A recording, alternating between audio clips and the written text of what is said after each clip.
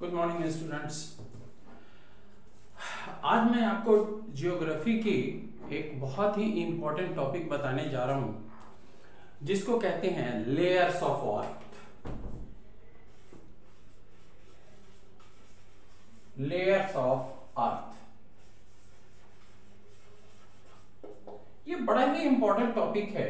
Layers of earth, इसमें हम पढ़ेंगे कि एटमॉस्फेयर के कितने लेयर्स होते हैं। ठीक है, ये अर्थ कहना इसको गलत है, हम इसको कह सकते हैं एटमॉस्फेयर। एटमॉस्फेयर हमको ये ज्यादा एप्रोप्रिएट है। ये तो लेयर्स ऑफ एटमॉस्फेयर कितने होंगे? देखिए, हमारी जो एटमॉस्फेयर है ना, इसमें बहुत सारे लेयर्स हैं and these layers are due to variation in temperature, density and pressure। देखिए, आप यदि जियोग्राफी को बहुत अच्छे से समझते हैं तो समझ लीजिए कि इसमें बहुत सारी चीजें ऐसी होंगी जो आपने फिजिक्स में पढ़ा होगा, और उसी टॉपिक के चलते हम इसको बड़े आसानी से हम आपको समझा सकते हैं। बहुत आसानी से हम इसको आपको समझा सकते हैं। ठीक है, चलिए, तो सब ये जो लेयर्स ऑफ अर्थ हैं, इसमें आप देखिए कि सबसे नीचे में हमारा क्या होता है, फिर ऊपर में हमारा क्या होता है, फिर ऊपर में क्या होता है, फिर धीरे धीरे हम आपको बताएंगे कि सबसे ऊपर में हमारा क्या होता है। ठीक है, जो सबसे नीचे होता है that is called troposphere. Troposphere, ठीक है, ट्रोपोस्फेयर। ठीक है, अब ट्रोपोस्फेयर के आप ऊपर की तरफ बढ़ेंगे तो ये है स्ट्रेटोस्फेयर। स्ट्रेटोस्फेयर, ठीक है, आप सबसे नीचे ट्रोपोस्फेयर, उसके बाद में स्ट्रेटोस्फेयर। स्ट्रेटोस्फेयर से जब आप ऊपर की तरफ बढ़ेंगे तो ये होगा मेसोस्फेयर। मेसोस्फेयर, ठीक है, सबसे नीचे मेरा troposphere, then stratosphere, then mesosphere, और मेसोस्फेयर के ऊपर मेरा होता है थर्मोस्फेयर।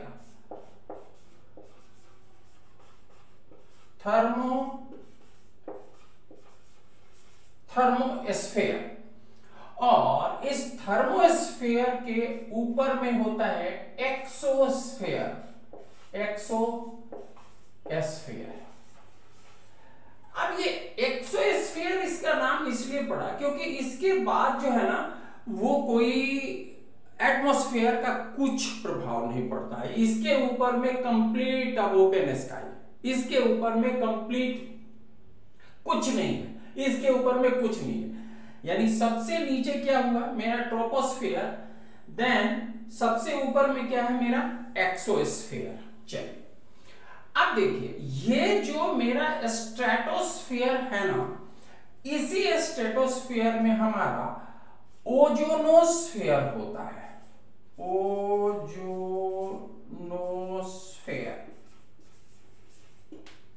आपने जो पढ़ा होगा कि एटमॉस्फेयर में ओजोन लेयर है। ओजोन लेयर है, ओजोन लेयर के डिप्लेशन से क्या होता है ये आपने पढ़ा होगा। ओजोन लेयर क्यों मेरे लिए जरूरी है, ये क्या है, ये सारी चीजों को हम आपको बताएंगे। बट यहां क्या होता है, मेरा स्ट्रेटोस्फेयर का जो ऊपरी हिस्सा है ना, ये होता है ओजोन स्फीयर। ओजोन स्फीयर, और ये जो थर्मोस्फेयर है, थर्मोस्फेयर का ऊपरी स्फीयर जो होता है, ऊपरी जो इलाका होता है, इसको हम कहते हैं आइनोस्फेयर। आइनोस्फेयर, इसको हम क्या कहते हैं, थर्मोस्फेयर का जो ऊपरी इलाका है, इसको हम कहते हैं आयोनोस्फेयर। सभी को डिटेल्स में हम आपको बताएंगे, सभी को समझाएंगे कि एक्सोस्फेयर्स क्यों कहते हैं। इसके बाद आपको समझाएंगे कि हम थर्मोस्फेयर क्यों कहते हैं इसको थर्मोस्फेयर्स में होता क्या है? थर्मोस्फेयर्स का जो ऊपरी लेयर होता है that is called ionosphere, then it is mesosphere, then stratosphere. Stratosphere में ही हमारा ओजोनोस्फेयर है, और सबसे निचला जो मेरा जगह है, मेरा निचला जो एटमॉस्फेरिक लेयर है that is called troposphere. Clear है? आप समझ गए? चलिए अब देखिए, जो मेरी जो ये ट्रोपोस्फेयर है, अब सभी को हम डिटेल्स में पढ़ेंगे।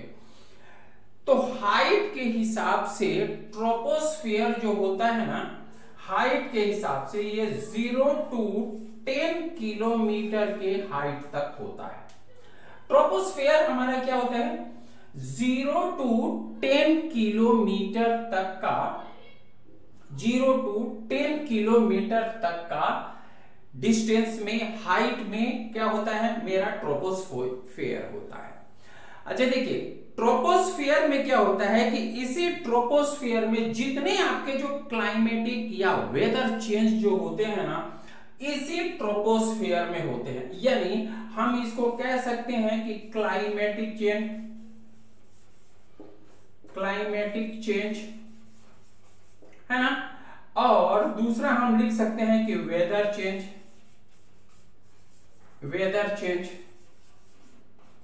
ठीक है, तो हम लिख सकते हैं, आपको बता सकते हैं कि ट्रोपोस्फेयर जो होता है, जितने भी आपकी जो बारिश वगैरह होती है ना, जितनी जो होती है, आपको जो ठंडक जो महसूस होती है, ये सारी क्यों होती है? किस स्फीयर में होती है? ये ट्रोपोस्फेयर में होती है। ट्रोपोस्फेयर की हाइट जो होती है, ये होती है फ्रॉम 0 to 10 किलोमीटर। चलिए अब इसको थोड़ा सा हम डिटेल्स में हम आपको समझाने की कोशिश करते हैं। डिटेल्स में हम आपको समझाने की, चलिए अब कोशिश हम आपको करते हैं। चलिए अब थोड़ी सी डिटेल्स हम देखते हैं। चलिए अब हमने आपको कहा कि पहले हमने आपको कहा ट्रोपोस्फेयर।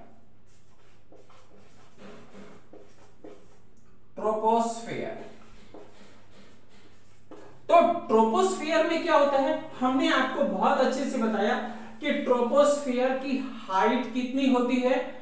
0 to 10 किलोमीटर होती है।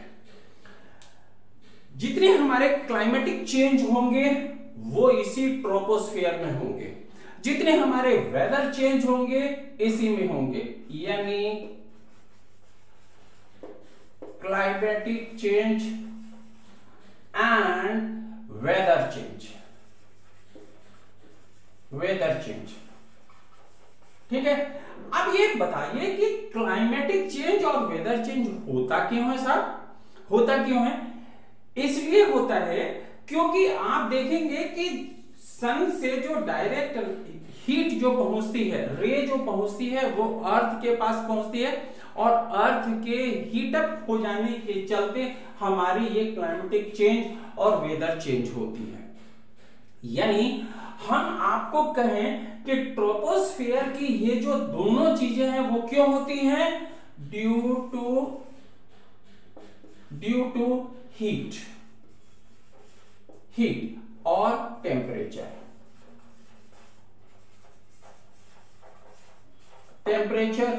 Of the earth surface. ठीक है, जितने हमारे आपको बारिश वगैरह जितनी जो चीजें होती है ना, वो क्यों होती है? हीट के चलते होती है, टेम्परेचर के चलते होती है। अर्थ सरफेस पर सनलाइट आती है, हमारे अर्थ को हीटअप करती है, हमारे ओशन को हीटअप करती है, और उसी के चलते सारी हमारी चेंजेस होती हैं।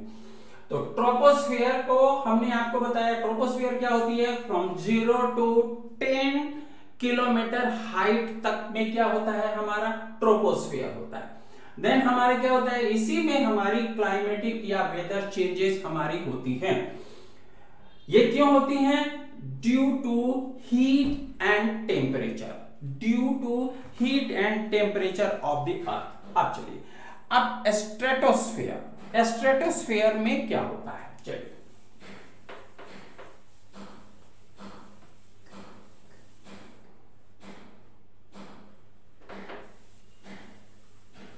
अब दूसरा हमने आपको चेंज बताया, वो क्या बताया, स्ट्रेटोस्फेयर।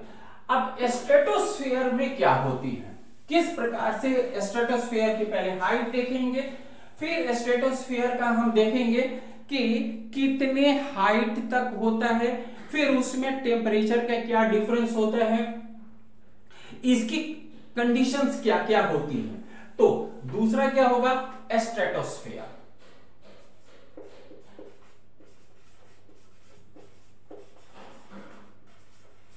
स्ट्रेटोस्फेयर क्लियर है। स्ट्रेटोस्फेयर, अब स्ट्रेटोस्फेयर क्या है, ट्रोपोस्फेयर के ऊपर के लेयर को कहते हैं स्ट्रेटोस्फेयर। ट्रोपोस्फेयर के ऊपर को हम कहते हैं एबव द ट्रोपोस्फेयर। क्लियर है, यानी ट्रोपोस्फेयर के लेयर के ऊपर में होता है हमारा स्ट्रेटोस्फेयर। अब इसकी हाइट कितनी होती है, तो साहब 10 किलोमीटर से करीब करीब 50 किलोमीटर तक की हाइट पे होती है।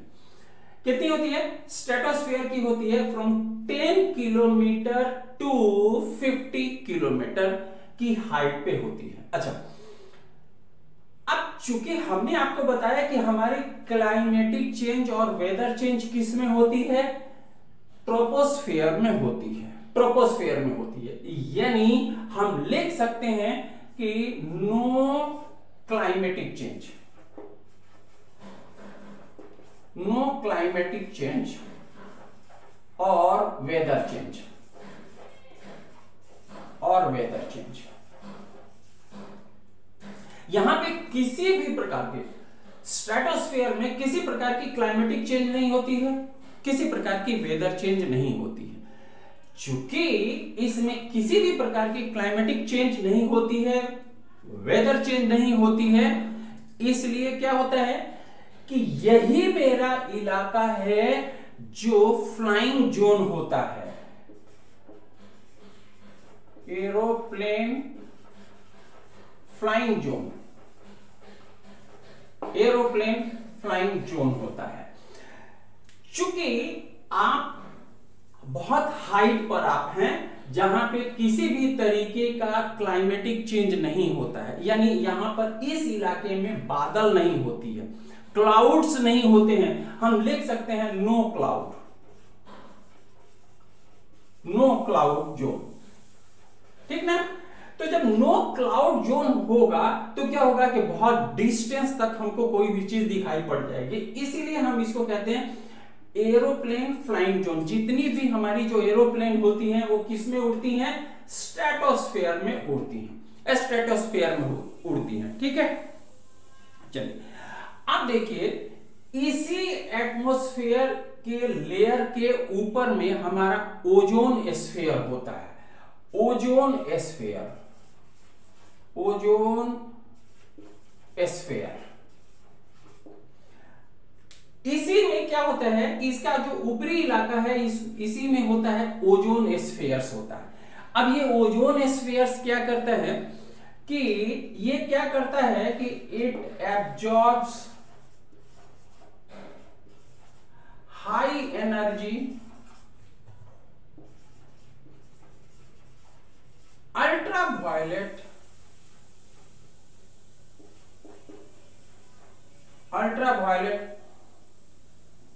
रेस और पार्टिकल्स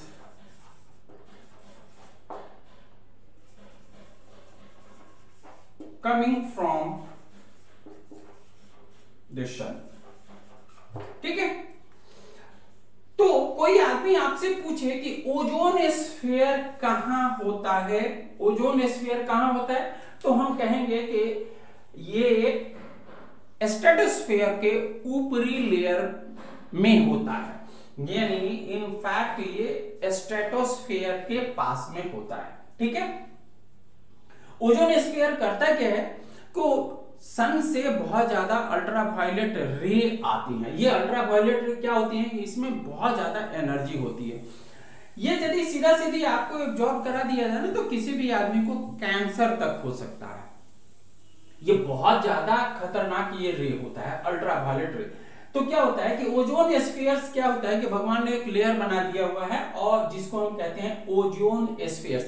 ये क्या कहता है कि जितने जो हमारे अल्ट्रावायलेट रे है ना, अल्ट्रावायलेट रे को ये रोक देता है, ये नीचे आने ही नहीं देता है, इसको रोक देता है। ठीक है, तो स्ट्रेटोस्फीयर क्या होता है, ट्रोपोस्फीयर के ऊपर में है। ये कितने से कितने हाइट तक में होता है, फ्रॉम 10 किलोमीटर टू 50 किलोमीटर। यहां पे कोई क्लाइमेटिक चेंज नहीं होती है, कोई क्लाइमेटिक चेंज यहां पर नहीं होती है। जब कोई क्लाइमेटिक चेंज नहीं होगी तो हमको बहुत दूर तक हमको दिखाई पड़ेगा। खासकर जितनी जो हमारी फाइटर प्लेन्स जो होती है ना, वो इसी जोन में घूमती है, इसी जोन में चलती हैं। इसीलिए इसको हम क्या कहते हैं, aeroplane flying zone, aeroplane flying zone. Then क्या होता है, क्यों इसको कहते हैं, क्योंकि यहां पे कोई क्लाउड नहीं होता है, यहां पे कोई क्लाउड नहीं होता है। क्लियर है, ये बात समझ में आ गई। स्ट्रेटोस्फीयर आ गए। आप चलिए, अब स्ट्रेटोस्फीयर के ऊपर में है मेसोस्फीयर्स। मेसोस्फीयर्स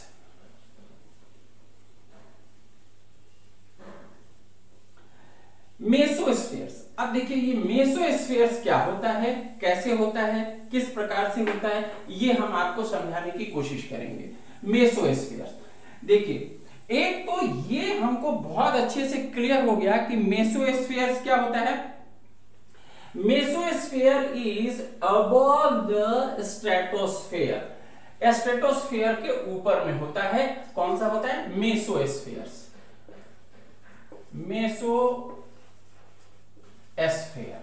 मेसोस्फीयर कहां होता है, तो हम सीधा सीधी कह सकते हैं कि अबव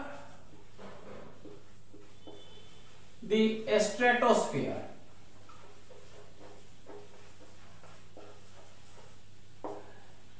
मेसोस्फीयर्स कहां होता है, स्ट्रेटोस्फीयर के ऊपर में होता है। मेसोस्फीयर्स ऊपर में होता है। ठीक है, अब इसकी हाइट कितनी होती है, देखिए इसकी हाइट होती है फ्रॉम 50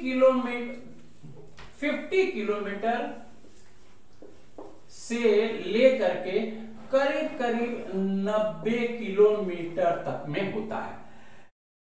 तो चलिए, तो हमने आपको बताया कि मेसोस्फीयर्स क्या होती है, स्ट्रेटोस्फीयर के ऊपर के लेयर को हम कहते हैं मेसोस्फीयर। इनफैक्ट ये क्या होता है कि ओजोनोस्फीयर के ऊपर होता है। ओजोन स्फीयर्स के ऊपर के लेयर को हम कहते हैं क्या, मेसोस्फीयर्स। चलिए, अब इसकी टेम्परेचर क्या होती है साहब, इसकी टेम्परेचर -90 डिग्री करीब करीब यहां पर टेम्परेचर होती है।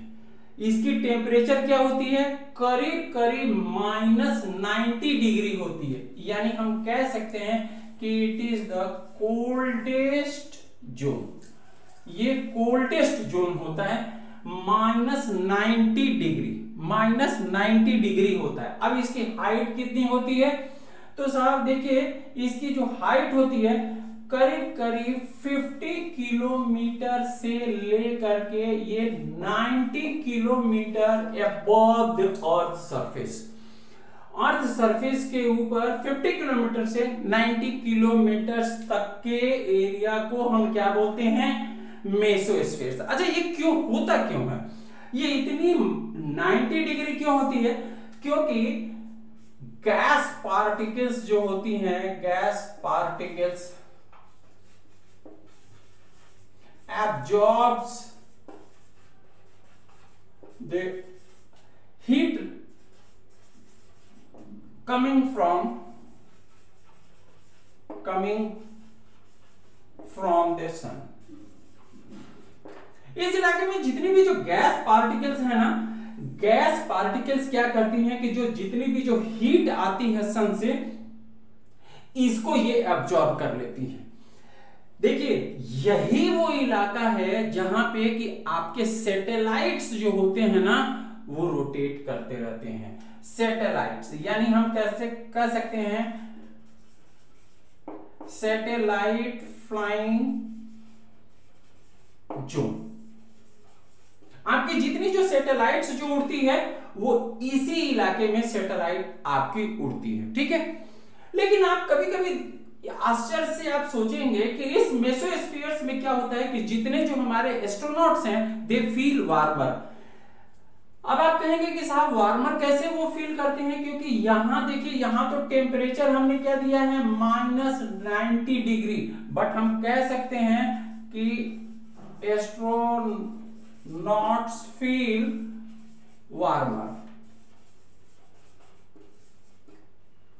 अब एस्ट्रोनॉट्स को गर्मी की यहां पर क्यों लगती है साहब, क्यों गर्मी लगती है जबकि -90 डिग्री मेरा टेम्परेचर है? देखिए इसलिए लगती है क्योंकि ये ओजोन स्फीयर के ऊपर में है। अब यहां पर जितनी जो हीट जो आती है वो डायरेक्ट सन से मेरी हीट आती है, और ये जब ये मूव करते रहते हैं तो इनको थोड़ी देर के लिए बड़ी गर्मी इनको लगती है, इनको बहुत ज्यादा गर्मी लगती है, ठीक है। क्लियर हो गया। हमने आपको बताया कि तो मेसोस्फीयर्स क्या होता है, mesospheres is above the stratosphere. इसकी टेम्परेचर कितनी होती है, -90 डिग्री होती है। This is the coldest zone. Then इसकी हाइट कितनी होती है साहब, 50 किलोमीटर से 90 किलोमीटर के बीच में इसकी हाइट होती है। यहां पे क्या होता है, क्यों टेम्परेचर इतनी कम होती है, क्योंकि जो गैस पार्टिकल्स होते हैं ये पूरी की पूरी heat that is coming from the sunlight they absorb it. तो हीट को यदि ये गैस पार्टिकल्स एब्जॉर्ब कर लेते हैं, इसलिए टेम्परेचर यहां पर क्या होती है -90 डिग्री की होती है। यही हमारा जोन है जहां पे कि हमारी सैटेलाइट विजिट करती रहती है। सैटेलाइट जो चारों तरफ रिवॉल्व जो करती है वो इसी एरिया में सैटेलाइट हमारी मूव करती रहती है। लेकिन एक अच्छी चीज आपको हमने बताई, वो क्या है कि एस्ट्रोनॉट्स को यहां पर गर्मी लगती है। एस्ट्रोनॉट्स को गर्मी क्यों लगती है, क्योंकि डायरेक्ट जो सनलाइट जो आती है ये ओजोन स्फीयर के ऊपर होने के चलते यहां पर दे फील वार्मर। चलिए अब इसके बाद में आता है थर्मोस्फीयर।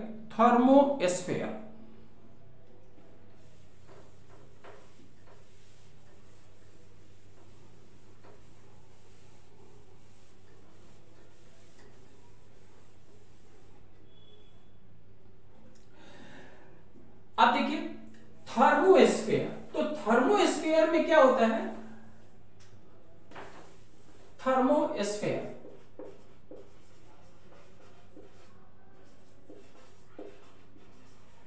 चलिए तो थर्मोस्फीयर कहां पर होता है, थर्मोस्फीयर में किस प्रकार की हाइट होती है, कितनी टेम्परेचर होती है, इन सारे चीजों को अभी हम आपको बताएंगे।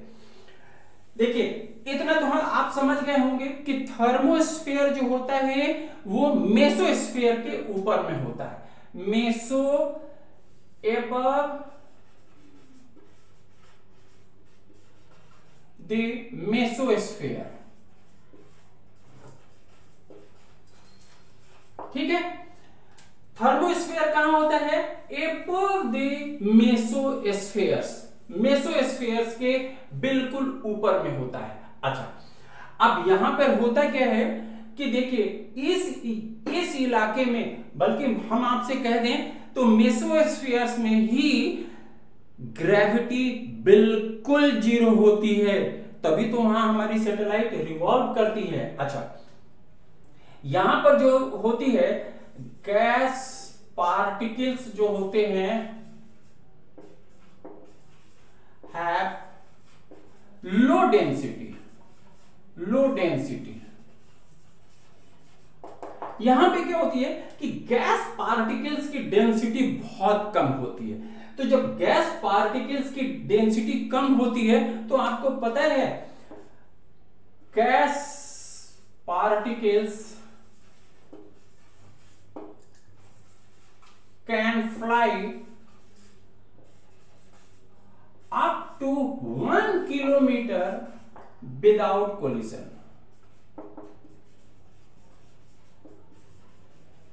विदाउट एनी कॉलिजन, बिना आपस में टकराए ही गैस पार्टिकल्स जो होती हैं वो क्या होती है, बिना आपस में टकराए ही गैस पार्टिकल्स जो होती है वो करीब 1 किलोमीटर तक जा सकती है। 1 किलोमीटर तक जा सकती है। क्यों जा सकती है? क्योंकि यहां पे किसी भी प्रकार की आप देखेंगे अर्थ ग्रेविटेशनल फोर्स यहां काम ही नहीं करता है, काम ही नहीं करता है। अच्छा चलिए, अब इसी थर्मोस्फेयर्स में जो होता है, थर्मोस्फेयर में ही होता है आयोनोस्फेयर।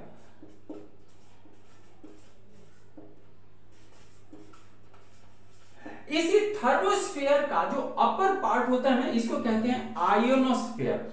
अब इस आयोनोस्फेयर में क्या होता है कि जो गैस पार्टिकल्स जो होती हैं दे आर इन आयंस। क्या होती है? आयंस होती है। तो आयंस कैसी होती है? कुछ तो पॉजिटिव आयंस होती हैं, पॉजिटिव आयंस, और कुछ जो होती हैं वो निगेटिव आयंस होती हैं। अब ये पॉजिटिव और निगेटिव आयंस क्यों होती है? ड्यू टू ट्रांसफर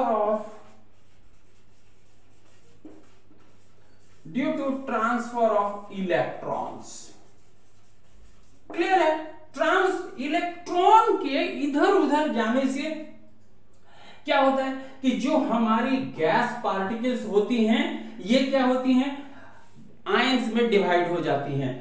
किस तरीके की आयंस में? तो साहब कुछ गैस पार्टिकल्स जो होती हैं वो पॉजिटिव आयन की हो जाती हैं, कुछ गैस पार्टिकल्स जो होती हैं वो नेगेटिव हो जाती हैं। ये क्यों होती हैं? इलेक्ट्रॉन के ट्रांसफर के चलते।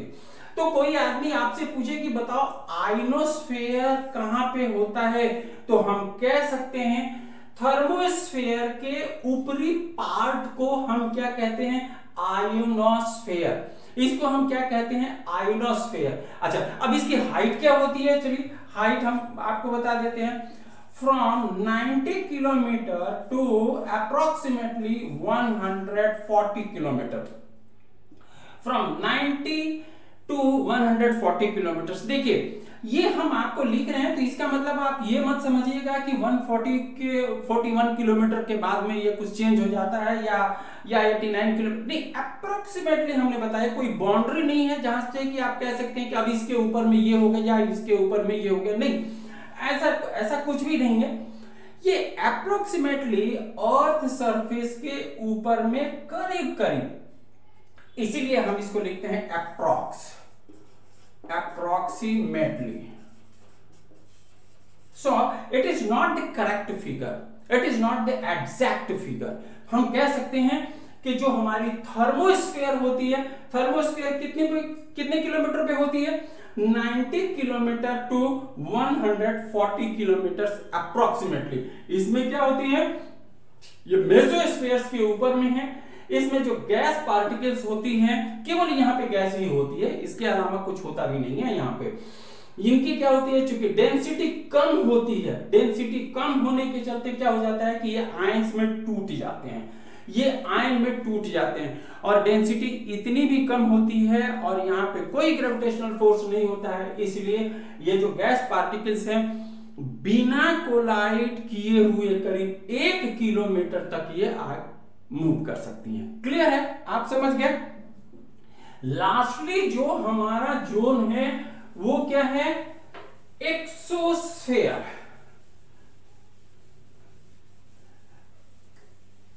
लास्टली जो हमारा जोन है वो क्या हुआ? एक्सोस्फेयर है। वो क्या है? एक्सोस्फेयर।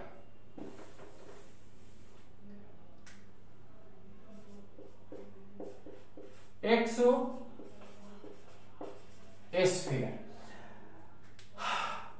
सबसे सबसे ऊपर जो हमारा स्फीयर है वो क्या है, एक्सोस्फीयर। इसके ऊपर में कुछ भी नहीं है, यानी जितनी जो कैलेस्ट्रियल बॉडीज जो आप देखते हैं वो एक्सोस्फीयर के ऊपर में है। जितनी भी आप कैलेस्ट्रियल बॉडीज जो देखेंगे ना वो एक्सोस्फीयर्स के ऊपर में होती हैं। तो इस एक्सोस्फीयर्स की हाइट कितनी होती है, हाइट की हम यदि बात करें तो इसकी हाइट करीब करीब 140 किलोमीटर से अप्रोक्सीमेटली 500 किलोमीटर तक की होती है। क्लियर है? कहां से कहां तक हमने आपको बताया, अप्रोक्सीमेटली 140 किलोमीटर से 500 किलोमीटर तक होती है। ठीक है। एक्सोस्फीयर्स क्या होती है, above the thermosphere, above the thermosphere। अच्छा, तो यहां पर होता क्या है साहब, ये होता क्या है, केवल यहां पे गैस इन्वेलप है, गैस इन्वेलप, यहां पे केवल और केवल गैस है। आप समझ गए, केवल और केवल यहां पे गैस है, इसके ऊपर में कुछ भी नहीं है। तो आज आपको हमने अर्थ के डिफरेंट लेयर्स को बताया। हमने आपको बताया कि जो सबसे नीचे की जो मेरी लेयर होती है उसको क्या बोलते हैं, ट्रोपोस्फेयर। जो सबसे ऊपर की होती है उसको हमने क्या बताया, एक्सोस्फेयर्स होती है। हमने आपको बताया कि जो आयनोस्फेयर होती है वो किस स्फीयर में होती है। हमने आपको बताया ओजोन स्फीयर, यानी डिफरेंट लेयर्स ऑफ एटमॉस्फेयर हमने आपको आज बताया। क्लियर है? आई थिंक कि आपको ये वीडियो अच्छी लगी है, आपको समझ में आ गई होगी। नेक्स्ट वीडियो में हम फिर किसी अच्छे एक ज्योग्राफिकल टर्मिनोलॉजी को लेकर के आएंगे और आपको समझाने की कोशिश करेंगे। यदि आपको ये वीडियो अच्छी लगी हो तो आप लाइक करें, सब्सक्राइब करें, शेयर करें, और सबसे बड़ी बात कि आप कमेंट करके अपनी ओपिनियन हमको बता सकते हैं कि इसमें और क्या इंप्रूवमेंट करनी चाहिए और कितनी डिटेल्स, आपकी कुछ क्वेरीज हैं वो भी आप कमेंट बॉक्स में जाकर के आप हमसे पूछ सकते हैं। Thank you.